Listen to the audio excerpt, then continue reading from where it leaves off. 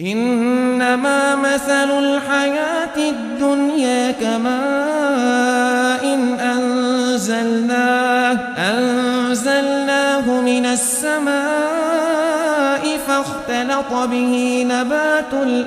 فاختلط به نبات الأرض مما يأكل الناس والأنعام حتى إذا أخذت الأرض زخرفها وزينت وظن أهلها أنهم قادرون عليها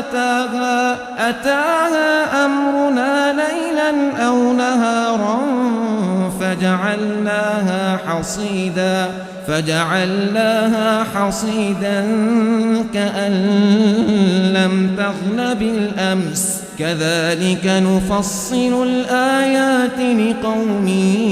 يتفكرون.